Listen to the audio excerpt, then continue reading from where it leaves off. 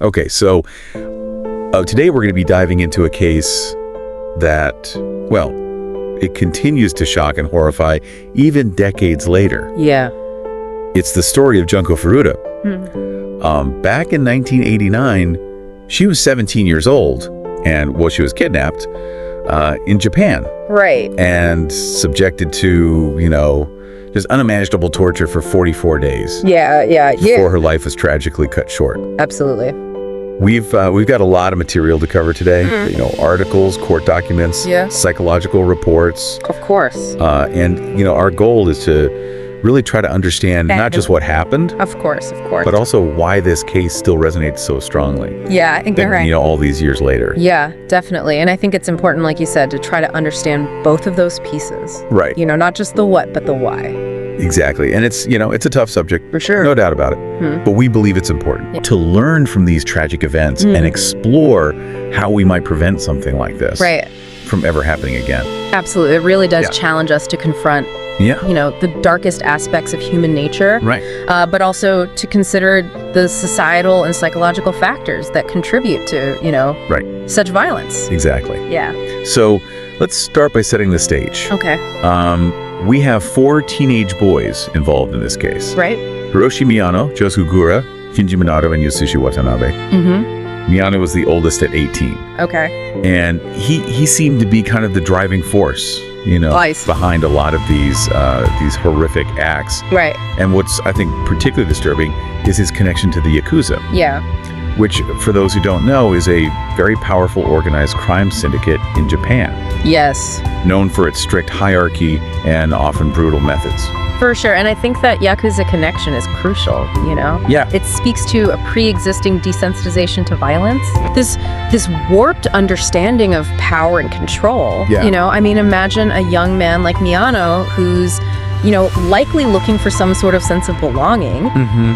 Maybe he finds that in this criminal underworld where violence is not only accepted, but really almost glorified. Right. Yeah, it's a dangerous combination. It is. And Junko, on the other hand, was described as, a model student. Really a good girl, a bright future ahead of her. Right.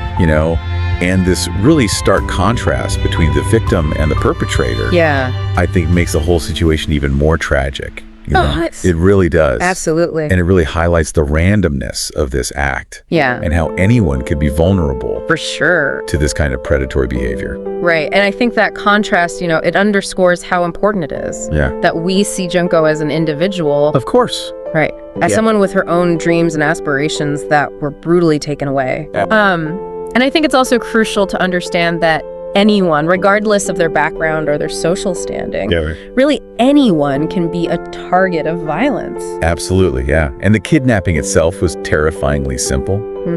On November 25th, 1988, Junko was riding her bike home from work when she was ambushed by 2 of the boys, Minato and Minato. Okay.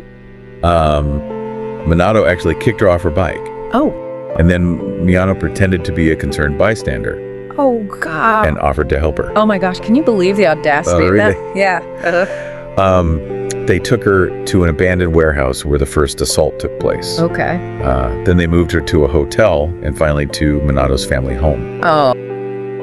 And that's actually where she was held captive for the majority of those 44 days. I see. What I think is truly disturbing is that they forced Junko to pose as Minato's girlfriend.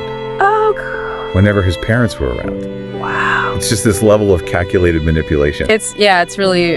in control that's hard to even comprehend. Hard to comprehend. Yeah. It's just... and I think that detail it's incredibly significant. It points to their awareness of the wrongdoing. Their conscious effort to maintain this facade of normalcy while they were, committing these unspeakable acts. This level of planning and deception is chilling.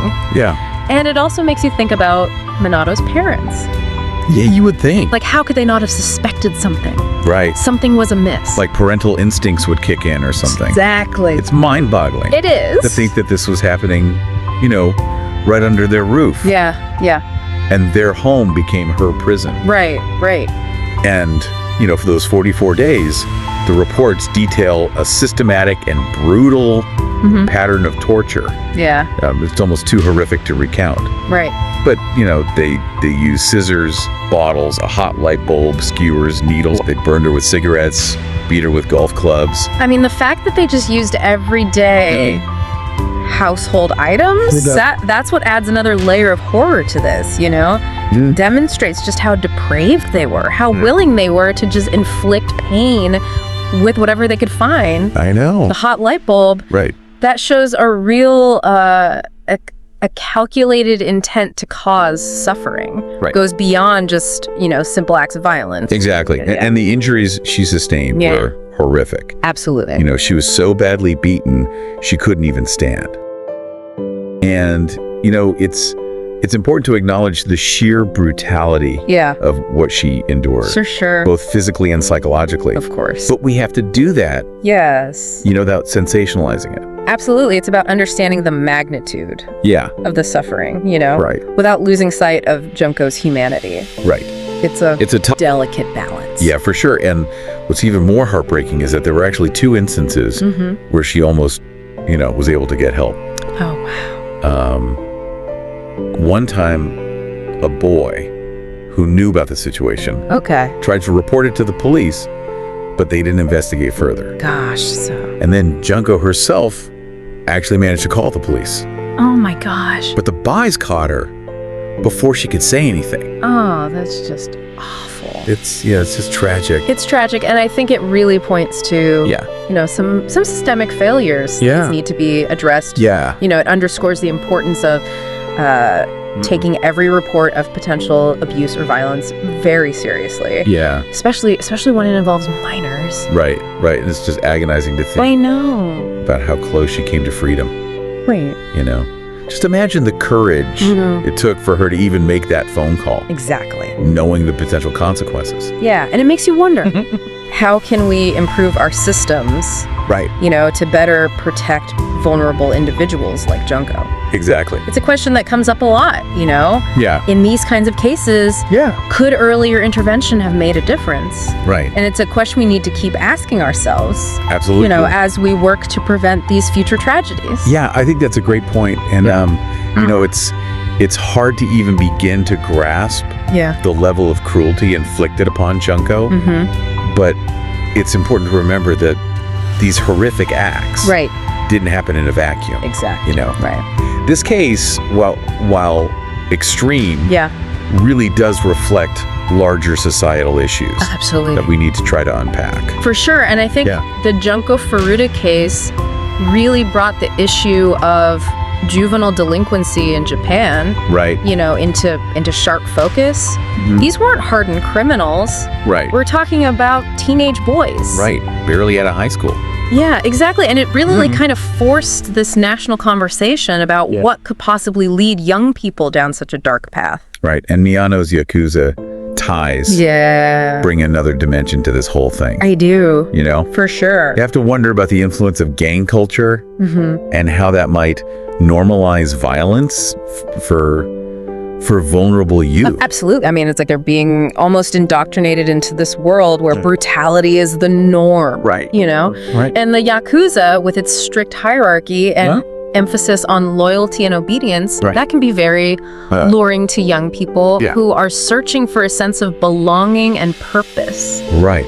But unfortunately. Yeah, unfortunately. That sense of belonging comes at a terrible price. It does. Yeah, it does. It's a complete erosion of moral boundaries. Yeah. And this willingness to just engage in, horrific acts. So we're talking about a complex interplay of factors here, right? Oh, you're right. Individual psychology, family dynamics, peer pressure. Of course. And then these larger societal influences, like gang activity and a culture that maybe doesn't adequately address youth violence. Exactly. It's like a perfect storm. It is. And then you add in the question of, punishment and rehabilitation. The sentences handed down to Junko's killers sparked outrage, They did. A lot of people felt like they were far too lenient. Exactly. Considering the brutality of the crimes. For sure. And it raises these tough questions about how we as a society hold young offenders accountable, but also recognize the potential for rehabilitation. Right. It's a tough balance. Yeah, it is a tough balance to strike. For sure. Because on one hand, you have the sheer brutality of the crime, the permanent loss suffered by Junko's family. Of course. This need for justice and accountability. Absolutely. Because then on the other hand, you have this idea that, young people, even those who have committed these terrible acts, are still developing. And might be capable of change. Right. Reintegration into society. Yeah, and that's a debate that continues, Yeah, it really does. Not just in Japan, but globally. Absolutely. How do we balance the need for retribution with the possibility of redemption? Yeah, and how do we ensure that justice is served while also working to prevent future tragedies? Right. And, the sources we've been examining, they don't just focus on the events themselves. Right.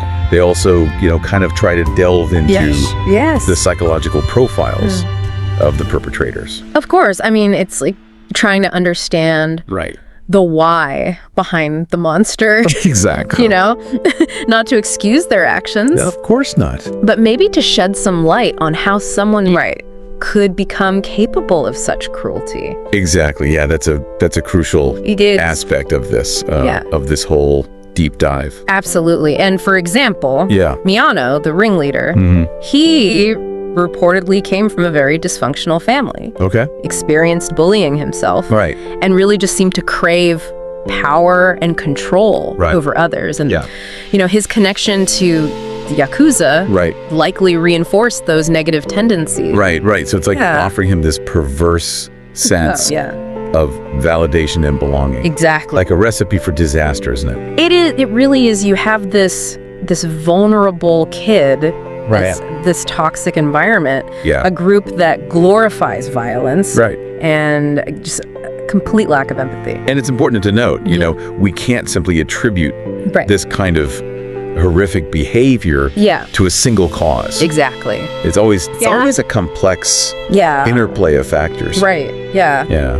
And let's not forget about the other boys involved. Right. While they might not have been as overtly sadistic as Miyano, they still, they participated. Actively participated in the torture. Yeah. And they allowed it to continue for weeks. Yeah, and that brings up some really disturbing questions. It does. About group dynamics. Yeah. The bystander effect. Right. And the diffusion of responsibility. Right. It's almost as if they lost their own individual moral compasses. Yeah. Within that group. I think that's a good way to put it. Right. They became desensitized to the horror. They were afraid to speak out. Right. Or even challenge Miyano's authority. Exactly. In this case, I think really underscores how easily individuals can be influenced by groupthink. Right. Especially, in situations where fear and power dynamics. Yeah, it's a chilling example. It is. Of how a toxic group environment can really warp individual morality. It can. Right. And it highlights how important it is to foster critical thinking skills in young people. Yeah. Encouraging them to stand up for what's right. Right. Even when it's difficult. Yeah. Or dangerous. Right. And it's not just about, preventing kids from becoming perpetrators. Right. It's also about empowering them. Yes. To be upstanders. Absolutely. To recognize those warning signs of abuse and violence and have the courage to speak out. For sure. When they see something wrong. Exactly. The Junko Furuta case is a stark reminder. It is. That evil exists in this world. Yeah. But I think it also highlights the power of individual choices. It does. And the need for collective action. Absolutely. It's a call to examine our own communities. Yeah. To challenge those harmful norms. Right. And really create a safer world for everyone. I love that. Yeah. Well said. Yeah. This case might be about a horrific crime that happened decades ago, but the lessons, I think, are timeless and universal. I agree. It's this reminder that we all have a role to play. Absolutely. In creating a just and compassionate society. Absolutely. It's hard to believe this all happened over 30 years ago. I know. And yet, Junko's story still feels so relevant today. Yeah, it does, doesn't it? It's almost as if this case has become a symbol, a reminder of the darkness that exists in the world. Right. And the vulnerability that we all share. Absolutely. I think it's a testament to the power of this case. Yeah. Its ability to stay with us and force us to really confront some uncomfortable truths about human nature and the society we live in. Right. It's not just a story from the past. It's a story that continues to spark debate and discussion. Yeah. And it really prompts us to ask ourselves, how can we prevent these horrors from happening again? Yeah. And one thing that really struck me while I was researching this case was the public outrage Oh, yeah. following the sentencing of Junko's killers. For sure. I mean, people were furious, feeling that the punishments handed down didn't match the severity They didn't at all. of their crimes, Yeah, it seemed like a real miscarriage of justice. It did, yeah. And it's interesting because that outrage actually led to It did. some positive changes, believe it or not. Yeah, for sure. The pressure from the public, the media, even international human rights groups. Right. All of that resulted in some reforms It did. to Japan's juvenile justice system. Yeah. And you're right. I mean, there was a greater emphasis on accountability and rehabilitation after that, with, changes to sentencing guidelines and even programs that were aimed at addressing the root causes of juvenile delinquency. Exactly. And so, Junko's case really became It did. this catalyst for reform. For sure. This tragic reminder that even though we can't undo the past, Right. we can learn from it We can. and work towards a more just future. Exactly. And I think it shows that our voices really do matter. That we can make a difference. Absolutely. It's a powerful testament to the human capacity for empathy and our unwavering pursuit of a better world. So where do we go from here?